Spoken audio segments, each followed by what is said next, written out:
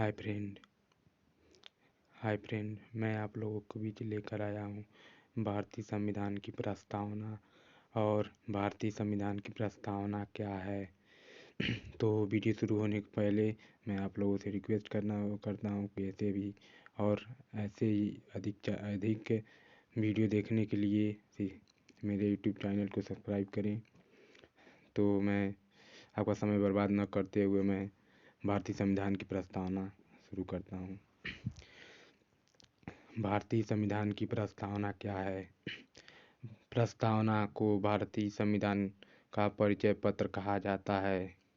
मतलब प्रस्तावना को भारतीय संविधान का परिचय पत्र कहा जाता है। सन 1976 में 42वें संविधान संशोधन अधिनियम द्वारा इसमें संशोधन किया गया था, जिसमें 3 नए शब्द सामाजिक, धार्मिक और अखंड को जोड़ा गया था। प्रस्तावना भारत के सभी नागरिकों के लिए न्याय, स्वतंत्रता, समानता को सुरक्षित करती है और लोगों के बीच भाईचारा को बढ़ावा देती है। भारतीय संविधान की प्रस्तावना जवाहरलाल नेहरू द्वारा बनाए गए पेश किए गए उद्देश्य प्रस्ताव पर आधारित है। प्रस्ताव को सर्वप्रथम अमेरिकी संविधान में शामिल किया गया था। इसके बाद कई देशों ने इसे अपनाया। संविधान विशेषज्ञ नानी पालीवाल ने संविधान की प्रस्तावना को संविधान का परिचय पत्र कहा है। अब मैं आप लोगों के बीच भारतीय संविधान की प्रस्तावना बताता हूँ। भारतीय संविधान की प्रस्तावना हम भारत के लोग भारत को एक संपूर्ण प्रभुत्व संपन्न समाजवाद, पंथ निरपेक्ष, लोकतंत्रात्मक गणराज्य बनाने के लिए तथा उसके समस्त नागरिकों को न्यायिक, सामाजिक, आर्थिक और राजनैतिक विचार, अभिव्यक्ति, विश्वास, धर्म और उपासना की स्वतंत्रता, प्रतिष्ठा और अवसर की समता प्राप्त करने के लिए तथा उन सब में व्यक्ति की गरिमा और राष्ट्र की एकता और अखंडता सुनिश्चित करने वाले बंधुत्व बढ़ाने के लिए दृढ़ संकल्प होकर अपनी इस संविधान सभा के आज तारीख 26 नवंबर 1949 ईस्वी को यथादत्त द्वारा इस संविधान को अंगीकृत अधिनियम और अर्पित करते हैं।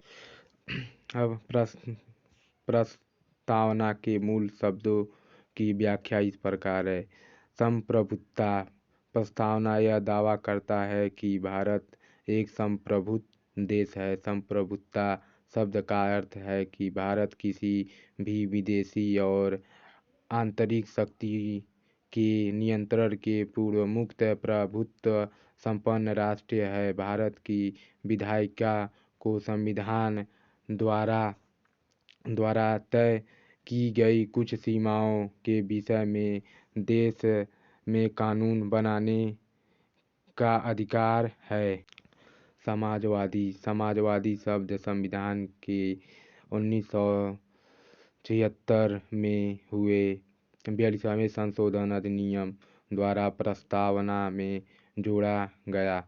समाजवाद का अर्थ है सामाजिक की प्राप्ति लोकतांत्रिक तरीकों से होता है।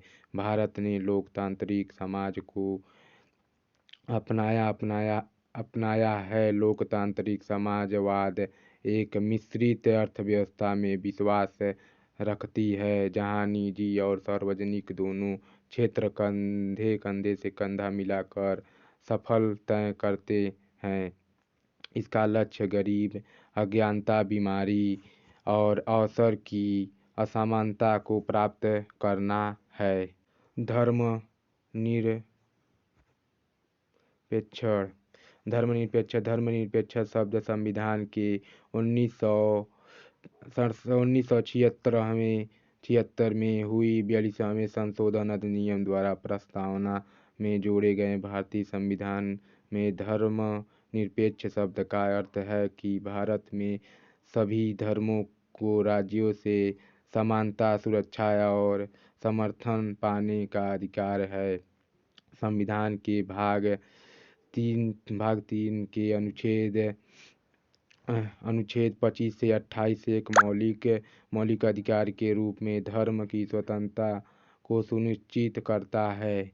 लोकतांत्रिक लोकतांत्रिक शब्द का अर्थ है कि संविधान की स्थापना एक सरकार के रूप में होता है जिसे चुनाव के माध्यम से लोगों द्वारा निर्वाचित होकर अधिकार प्राप्त होता है। प्रस्तावना इस बात की पुष्टि करती है कि भारत एक लोकतांत्रिक देश है जिसका अर्थ है कि सर्वोच्च सत्ता लोगों के हाथ में है। लोकतंत्र शब्द का प्रयोग राजनीतिक, आर्थिक और सामाजिक लोकतंत्र के लिए प्रस्तावना के रूप में प्रयोग किया जाता है। सरकार के जिम्मेदार प्रतिनिधि सार्वभौमिक, वयस्क मताधिकार एवं वोट, एक मूल्य स्वतंत्र न्यायपालिका आदि भारतीय लोकतंत्र की विशेषताएं हैं। गणराज्य एक गणतंत्र अथवा गणराज्य में राज्य की प्रमुख प्रत्यक्ष या परोक्ष रूप से लोगों द्वारा चुना जाता है। भारत के राष्ट्रपति को लोगों द्वारा परोक्ष रूप से चुना जाता है, जिसका अर्थ संसद और राज्य विधानसभाओं में अपने प्रतिनिधि के माध्यम से है। इसके अलावा एक गणतंत्र में राजनीतिक संप्रभुता एक राजा की बजाय लोगों के हाथ में निहित होता है।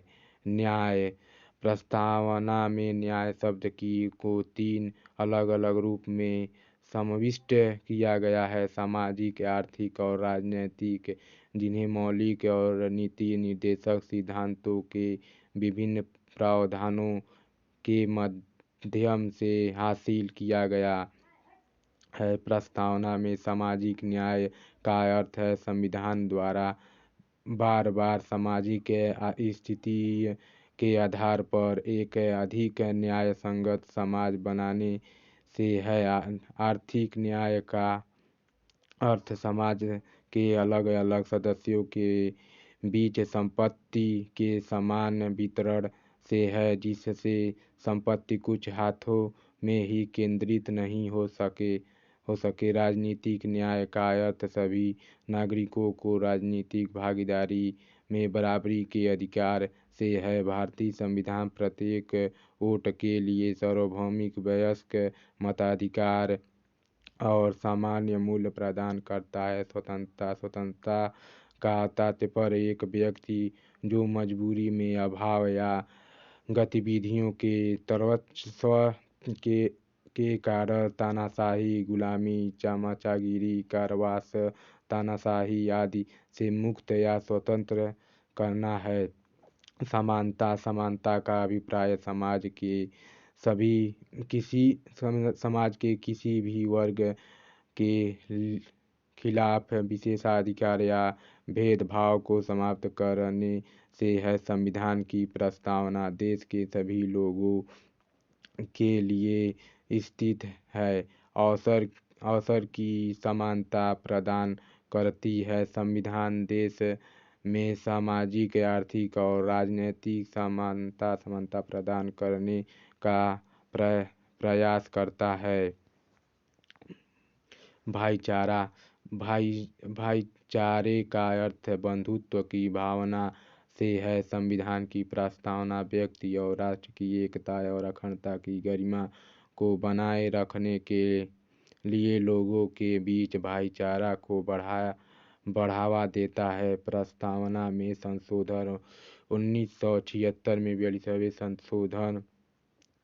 संशोधन वे संविधान संशोधन अधिनियम अभी तक केवल एक बार द्वारा प्रस्तावना में संशोधन किया गया था, जिसमें 3 नए शब्द समाजवाद, धर्मनिरपेक्ष और अखंडता को जोड़ा गया था। अदालत ने इस संशोधन को वैध ठहराया था। सुप्रीम कोर्ट द्वारा व्याख्या। संविधान में प्रस्तावना को तत्व संविधान में प्रस्तावना को तब जोड़ा गया था जब बाकी संविधान पहले ही लागू हो गया था। बेरूबारी यूनियन के मामले में 1960 सुप्रीम कोर्ट ने यह कहा कि प्रस्तावना संविधान का हिस्सा नहीं है। हालांकि यह स्वीकार किया गया कि यदि संविधान के किसी भी अनुच्छेद में एक शब्द स्पष्ट है या उसके एक से अधिक अर्थ होते हैं तो प्रस्तावना को एक मार्गदर्शक सिद्धांत के रूप में इस्तेमाल किया जा सकता है। केशवानंद भारती मामले 1973 में सुप्रीम कोर्ट ने अपने पहले के फैसले को पलट दिया और यह कहा कि प्रस्तावना संविधान का एक हिस्सा है और इसमें संविधान के अनुच्छेद 368 के तहत संशोधन किया जा सकता है, लेकिन इसके मूल ढांचे में परिवर्तन नहीं किया जा सकता है। एक बार फिर भारतीय संविधान बीमा निगम के मामले में सुप्रीम कोर्ट ने यह कहा कि प्रस्तावना संविधान का एक हिस्सा है। इस प्रकार स्वतंत्र के संविधान के प्रस्तावना खूबसूरत शब्दों की भूमिका से बनाई हुई है। इसमें बुनियाद, आदर्श, उद्देश्य और दर्शनिक भारत के संविधान की अवधारणा शामिल है। ये संवैधानिक प्रस्तावना के लिए तर्कसंगत अथवा निष्पक्षता प्रदान करते हैं।